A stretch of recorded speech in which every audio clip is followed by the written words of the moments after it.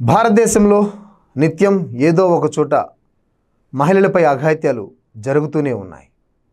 చట్టాలు ఎంత కఠినంగా ఉన్నా, శిక్షలు ఉన్నప్పటికీ కూడా కొంతమంది మానవ మృగాలు చెలరేగిపోతున్నారు. నిర్భయ, దిశ లాంటి ఘటనలు మరవక ముందే మరోసారి అలాంటి అమానవీయ ఘటన ఒకటి ఉత్తరప్రదేశ్లోని అయోధ్యలో చోటు చేసుకుంది. అయితే కుంభమేళా జరుగుతూ ప్రపంచ దృష్టి అయోధ్య పైన ఉన్నప్పుడు ఇలాంటి ఘటన చోటు చేసుకోవడం అత్యంత బాధాకరం. అయితే అయోధ్యకు చెందిన ఓ యువతి అక్కడ చెబుతున్నటువంటి భాగవతం వినేందుకు ఇంట్లోంచి బయలుదేరింది. ఆ యువతి వయసు 22 సంవత్సరాలు.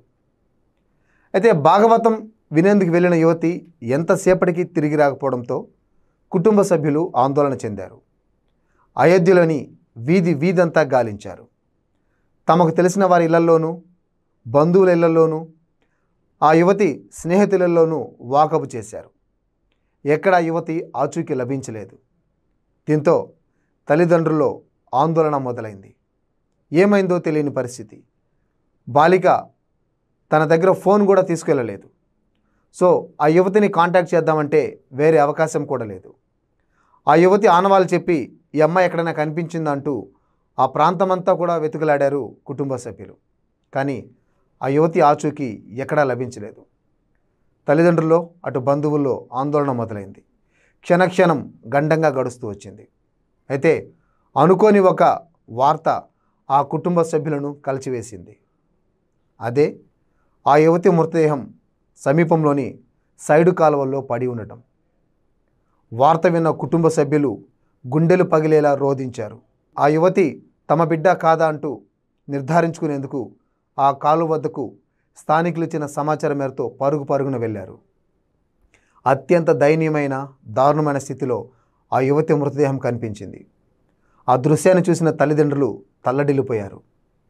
ఆ బాలికపై కొంతమంది కామాంధులు అమానవీయంగా అఘాయిత్యానికి పాల్పడ్డారు. అఘాయిత్యానికి పాల్పడమే కాకుండా కళ్ళు పీకేసి, కాళ్ళు చేతులు వించేసి, తన మర్మాంగాల్లో ఒక కర్రను దూర్చినట్లు తల్లిదండ్రులు ఆరోపిస్తున్నారు. దీంతో అయోధ్య మొత్తం ఒక్కసారిగా షాక్కు గురైంది. అయితే ఈ ఘటన పట్ల ఆ దళిత యువతికి న్యాయం జరగకపోతే తన పదవికి రాజీనామా చేస్తానంటూ మీడియాతో మాట్లాడుతూ ఫైజాబాద్ ఎంపీ అవధేష్ కన్నీళ్లు కూడా పెట్టుకున్నారు. ఎప్పుడు ఇంకా మన భారతదేశంలో మహిళలకు రక్షణ లభిస్తుంది? ఇలాంటి ఒక దళిత యువతిపై అఘాయిత్యం జరగడంతో యావత్ భారతదేశం ఉలిక్కిపడింది. ఎన్ని చట్టాలు తీసుకొస్తున్నప్పటికీ చట్టాల్లోని లొసుగులు వాడుకుంటూ ఇలాంటి కామాంధులు తప్పించుకుంటున్నారు. ఆ యువతిపై అఘాయిత్యానికి పాల్పడిన వారిని కఠినంగా శిక్షించకపోతే న్యాయ పోరాటం చేస్తామంటూ దళిత సంఘాలు ముందుకొచ్చాయి. ఇంతకీ ఆ యువతిపై అఘాయిత్యానికి పాల్పడిన ఆ దుర్మార్గులు ఎవరు? ఎందుకు ఆ యువతిపై అఘాయిత్యానికి పాల్పడాల్సి వచ్చింది? ఇవన్నీ కూడా తెలియాల్సి ఉంది. ఇకనైనా సరే ఈ భారతదేశంలో మహిళలకు రక్షణ లభించాలని, అందరూ సుఖశాంతులతో ఉండాలని కోరుకుందాం.